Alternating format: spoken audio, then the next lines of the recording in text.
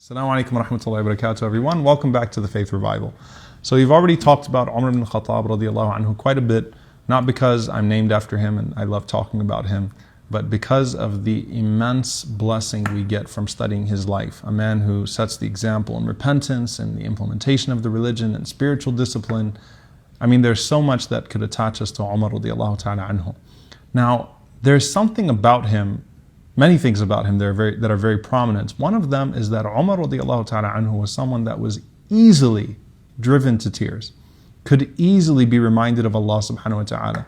Whether it was a child or it was just some random woman in the street or one of his companions or one of his family members, if someone said to Umar, ittaqillah, be mindful of Allah, fear God, he would immediately be reminded of Allah subhanahu wa ta'ala. So he was always ready to be reminded of Allah.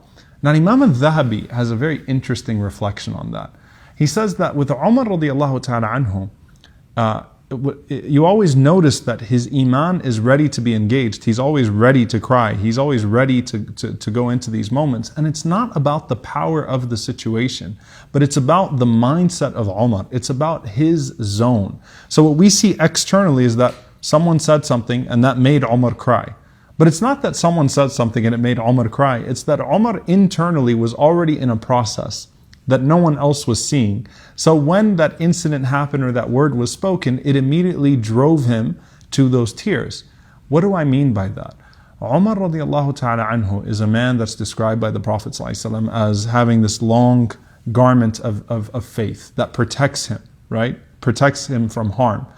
The Prophet ﷺ also said that shaitan doesn't even take the same road as Umar. Umar always keeps the shaitan out, meaning he always is in a state of remembrance of Allah. He's never heedless, because heedlessness is what invites the shaitan, and Umar would never let his guard down. His remembrance would always be there. And Umar was, because he was always engaged in that remembrance of Allah subhanahu wa ta'ala, anything pushed him over the top. So he would go looking for moments of crying. When he saw the Prophet ﷺ and Abu Bakr radiallahu anhu crying after a revelation of the Quran, after the Battle of Badr, he said, tell me what it is that's making you cry so that I can cry too. And even if it doesn't make me cry, I'll join you guys in crying, basically to get the blessing of your crying, right? But I want to cry. I want to be connected to this. What lesson does this have for us? What's the practicality here in our lives? Umar was always in the zone and preparing himself. He was preparing himself for that iman boost. Meaning what? If Umar heard many of the khutbahs today that we would deem as mediocre, and we would say it was the worst khutbah that we've heard, not because of something that the imam said that was wrong, but it was a mediocre khutbah, it was a boring khutbah. Umar radiallahu anhu would probably be crying in the front of the masjid, just at khutbah al-hajah, just at the beginning, ittaqullah haqqa tuqatihi, fear Allah as he deserves to be feared. And all of us would be looking at Umar and wondering, why is he crying? What happened here? Did he just see a text message or something like that? Who texted Umar and made him cry? We wouldn't be able to comprehend it. Because it's not about what the Imam said. It's about the state of the heart of Umar when the Imam said it.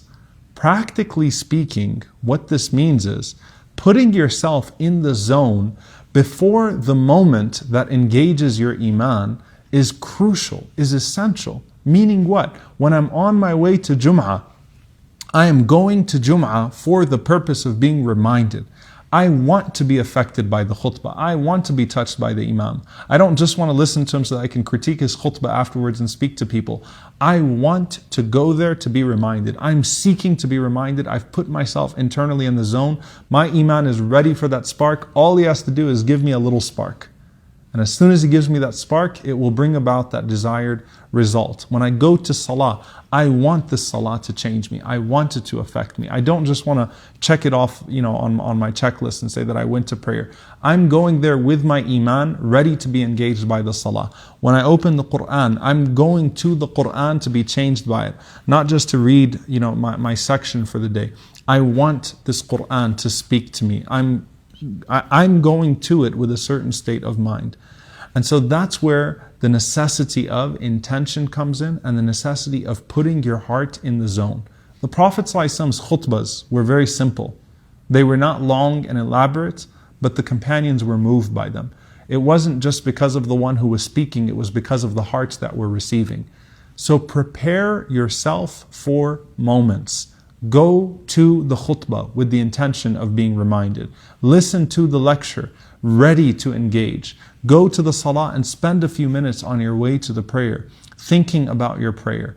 It's often about what you do before the act that would determine the quality of that act itself and what impact it's going to have on your iman.